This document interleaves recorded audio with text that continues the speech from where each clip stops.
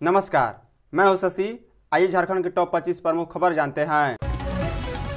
पूर्व प्रधानमंत्री डॉक्टर मनमोहन सिंह का निधन। पूर्व प्रधानमंत्री मनमोहन सिंह का गुरुवार को दिल्ली के अखिल भारतीय आयुर्वेदिक संस्थान एम्स में निधन हो गया है। वे 92 वर्ष के थे। बता दें, एम्स प्रबंधन ने बताया है कि गुरुवार शाम उनकी तबीयत अचानक बिगड़ गई। उन्हें रात 8:06 पर एम्स लाया गया। डॉक्टरों ने उन्हें वेंटिलेटर पर रखकर इलाज शुरू किया, लेकिन उनकी हालात में सुधार नहीं हुआ। पूर्व प्रधानमंत्री ने रात 9:51 पर अंतिम सांस ली है। मनमोहन सिंह फेफड़ों में संक्रमण के साथ ही कई स्वास्थ्य संबंधी समस्याओं से जूझ रहे थे। बता दें, मनमोहन सिंह के भर्ती होने की खबर मिलते ही कांग्रेस नेता और सांसद प्रियंका गांधी वाड्रा और सोनिया गांधी अस्पताल पहुंच गई। वहीं भाजपा के राष्ट्रीय अध्यक्ष जेपी नड्डा और दिल्ली पुलिस के वरिष्ठ अधिकारी और एम्स के निदेशक भी अस्पताल पहुंचे। सरकार की 7 गारंटी में से एक की शुरुआत। हेमंत सरकार ने मैया सम्मान योजना की बढ़ी हुई सम्मान राशि यानी कि 2500 रुपये लाभुकों के खाते में भेजने शुरू कर दिए हैं। इसी के साथ ही चुनाव के समय जारी की गई 7 गारंटी में से एक की शुरुआत हो गई है। बता दें कि 2500 रुपये जारी करने के लिए एक दिन पहले ही सभी जिलों को राशि आवंटित कर दी गई थी।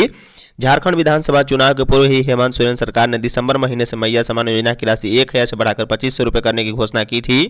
चुनाव के दौरान घोषणा पत्र 1 वोट 7 गारंटी में भी इसे रखा गया था। वहीं 2500 रुपये की राशि जारी होने के साथ ही नई सरकार 7 गारंटी में से एक गारंटी को पूरा करने लगी है। इससे पहले 7 से 12 नवंबर तक 1000 रुपये की मैया सम्मान योजना की नवंबर महीने की किस्त महिलाओं के खाते में आई थी। वहीं अगस्त से शुरू हुई इस योजना में अगस्त से नवंबर तक 1000 रुपये दिए गए थे। बता दें, दिसंबर के साथ अब अगले महीने से भी 2500 रुपये लगातार महिलाओं को बैंक खाते में मिलेंगे। झारखंड में कल से 2 दिन तक बारिश बढ़ेगी कनकनी। राजधानी समेत झारखंड में बारिश के बाद कुहासा बढ़ने के आसार है। राज्य के विभिन्न हिस्सों में शनिवार और रविवार को बारिश होगी, लेकिन बारिश थमने और बादल छटने के बाद कुहासे के साथ कनकनी बढ़ सकती है। साथ ही न्यूनतम तापमान में 4 से 5 डिग्री तक की गिरावट आ सकती है। मौसम विभाग के अनुसार राज्य के 17 जिलों में बारिश होने का अनुमान लगाया गया है। पहले दिन यानी कि शनिवार को गढ़वा, पलामू, चतरा, हजारीबाग, कोडरमा, गिरिडीह, हजारीबाग और लातेहार, लोहरदगा, रामगढ़, रांची, गुमला, सिमडेगा और खूंटी में हल्के दर्जे की बारिश होगी। वहीं रविवार को गुमला, रांची, खूंटी, पूर्वी और पश्चिमी सिंहभूम, सरायकेला आदि जिलों में बारिश होगी। मौसम विभाग के अनुसार राज्य में पश्चिमी विक्षोभ के कारण यह बारिश होगी। इन जिलों में वर्षा के बाद वातावरण में स्थित नमी और उत्तर से आने वाली ठंड हवाओं से तापमान की मौजूदगी के कारण पूरी राज्य में कुहासा बढ़ेगा। संताल में कुहासे का असर कम होगा। बारिश वाले जिलों में न्यूनतम तापमान में कमी आएगी। मौसम विभाग के अनुसार शुक्रवार को न्यूनतम तापमान राज्य के विभिन्न शहरों में 10 डिग्री से ऊपर रहा है। जेएसएससी जेपीएससी की परीक्षा अब ऑनलाइन मोड में होगी। झारखंड सरकार ने राज्य में आयोजित होने वाली प्रतियोगिता परीक्षाओं को और अधिक पारदर्शी और निष्पक्ष बनाने के उद्देश्य से एक अहम निर्णय लिया है। मुख्यमंत्री हेमंत सोरेन के नेतृत्व में झारखंड लोक सेवा आयोग और झारखंड कर्मचारी चयन आयोग द्वारा आयोजित की जाने वाली परीक्षाओं को ऑनलाइन मोड में संचालित करने की योजना बनाई जा रही है। इस कदम का उद्देश्य प्रतियोगी परीक्षाओं में किसी भी प्रकार की अनियमितता और गड़बड़ी की संभावना को समाप्त करना है। मुख्यमंत्री ने स्पष्ट निर्देश दिया है कि राज्य की प्रतियोगी परीक्षाओं को निष्पक्ष और पारदर्शी तरीके से आयोजित करना सुनिश्चित किया जाए। इसके लिए आधुनिक तकनीकी का सहारा लेते हुए परीक्षाओं को ऑनलाइन मोड में संचालित करने की दिशा में तेजी से काम किया जाए।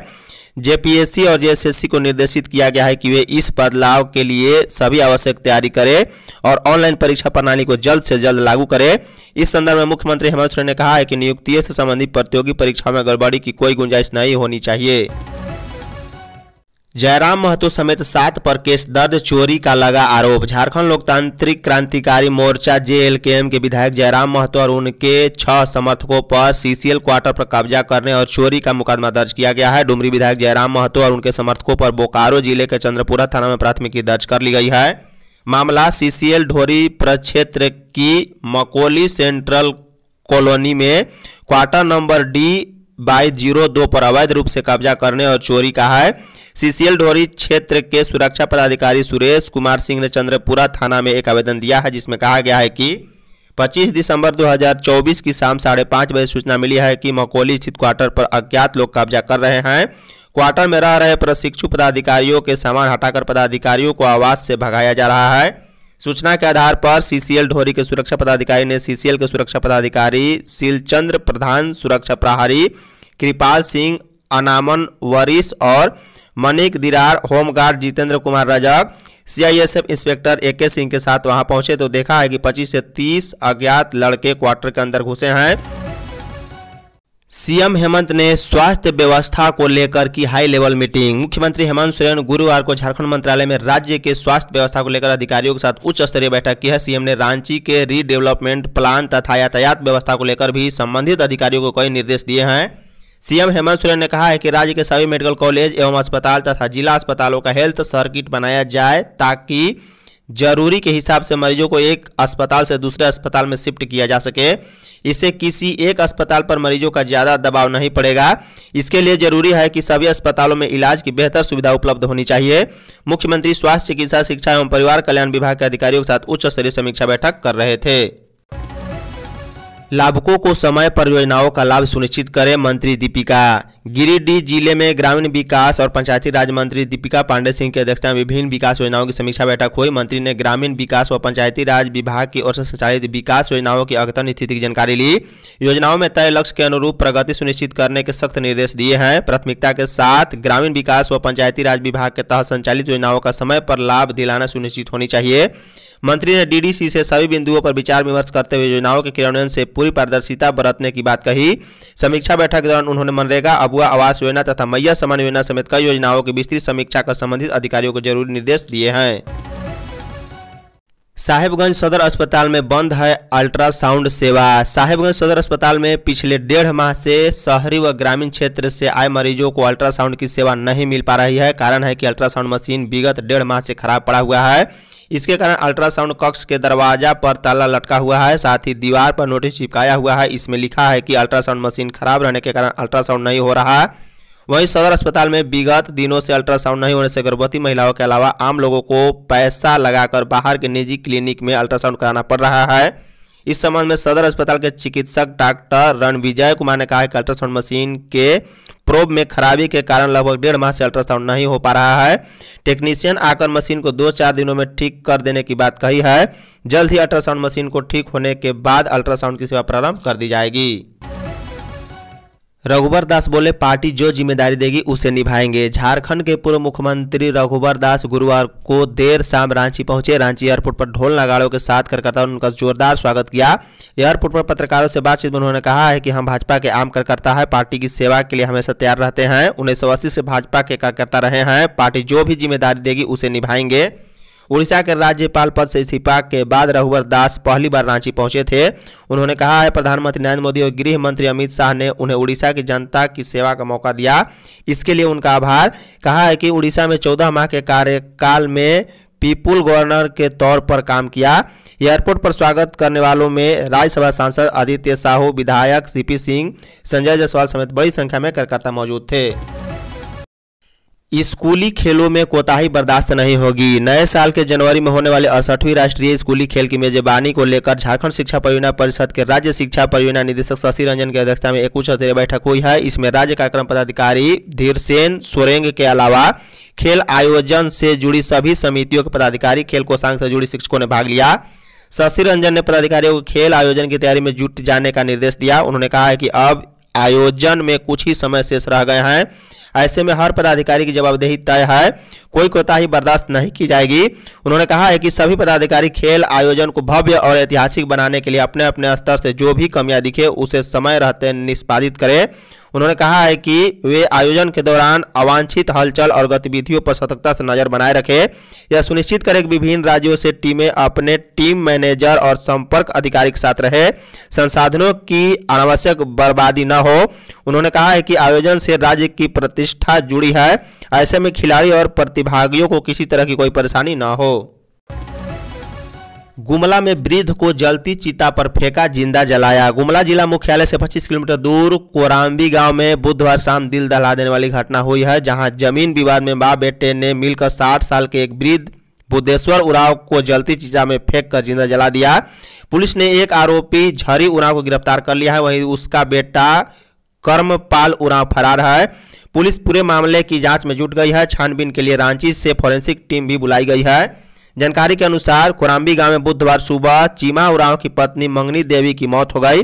उसका अंतिम संस्कार गांव के ही टोंगरी इंदिरा स्थित शमशान घाट में किया जा रहा था। वहां बुधेश्वर उरांव भी मौजूद था। अंतिम संस्कार के दौरान बुधेश्वर के साथ मंगरी के भाई झरी उरांव और उसके बेटे कर्मपाल के साथ किसी बात को लेकर विवाद हो गया। इसी बीच पिता पुत्र ने मिलकर बुधेश्वर को टांगी से वार कर घायल कर दिया। इसके बाद झरी ने अपनी बहन मंगरी की जलती चिता पर बुधेश्वर को फेंक दिया। मैया सम्मान के ट्रैफिक रूट में बदला। मुख्यमंत्री मैया सम्मान योजना को लेकर 28 दिसंबर को नामकुम के खोयाटोली स्थित ट्रेनिंग ग्राउंड में कार्यक्रम आयोजित किया जाएगा। इसमें लाखों लाभुकों के आने की संभावना है। इसको देखते हुए ट्रैफिक रूट में बदलाव किया गया है। शहरी एवं ग्रामीण क्षेत्र में सुगम यातायात की व्यवस्था की गई है। 28 दिसंबर की सुबह 9:30 से शाम 4:30 तक रामपुर रिंग रोड चौक से तुपुदाना रिंग रोड के बीच मालवाहक वाहनों का प्रवेश वर्जित रहेगा। वहीं जमशेदपुर से आने वाली सभी मालवाहक वाहन रामपुर चौक से दाएं मोड़ कर नेवरी रिंग रोड होते हुए अपने गंतव्य स्थान तक जाएगी। वहीं खूंटी सिमडेगा गुमला तथा पलामू की ओर से आने वाली सभी मालवाहक वाहन रिंग रोड से Titla ring road Newari ring road होते हुए अपने गंतव्य तक जाएंगे।